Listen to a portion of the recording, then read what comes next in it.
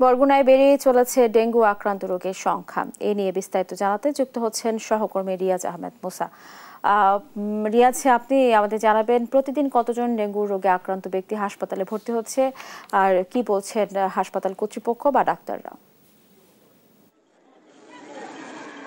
অসংখ্য ধন্যবাদ। আমি এখন দাঁড়িয়ে আছি বরগুনা সদর হাসপাতালে। আপনি জানেন যে বরগুনায় প্রতিদিন ডেঙ্গুর আক্রান্ত রোগীর সংখ্যা বাড়ছে এবং মৃত্যুর মিছিলও বাড়ছে। আমি আপনাকে একটি বিষয় জানিয়ে রাখি, বরগুনায় জুনে ডেঙ্গু আক্রান্ত রোগীর সংখ্যা শুরু হলেও আগস্টে এসে সেটি কমতে শুরু করেছিল, কিন্তু সেপ্টেম্বরের শুরুতে আমরা যেটি দেখেছি আবারও কিন্তু আশঙ্কাজনক হারে বরগুনায় ডেঙ্গু আক্রান্ত রোগীর সংখ্যা বাড়ছে। আমি যদি 24 ঘন্টার একটি তথ্য আপনাকে জানিয়ে রাখি, বরগুনায় 24 ঘন্টায় 66 জন নতুন করে ডেঙ্গুতে আক্রান্ত হয়ে সদর হাসপাতালে ভর্তি রয়েছে এবং এর মধ্যে বরগুনার বিভিন্ন হাসপাতালে কিন্তু ডেঙ্গু আক্রান্ত রোগীর সংখ্যা প্রতিদিনই বাড়ছে এবং আউটডোরে কিন্তু জ্বর নিয়ে রোগীর সংখ্যাও কিন্তু প্রতিদিন ভিড় করছেন এবং রোগীদের সাথে আমরা কথা বলেছি। তারা জানিয়েছে যে আসলে হাসপাতালগুলোতে পর্যাপ্ত চিকিৎসা সেবা না থাকার কারণে কিন্তু তারা ভোগান্তির মধ্যে পড়ছেন।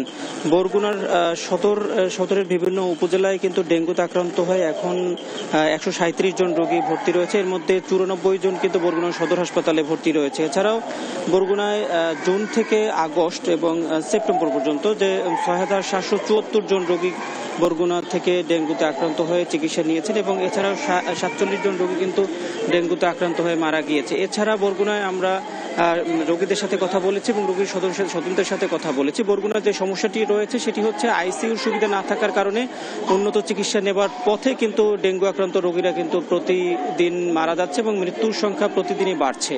এই ছিল বরগুনা থেকে আমার কাছে সর্বশেষ।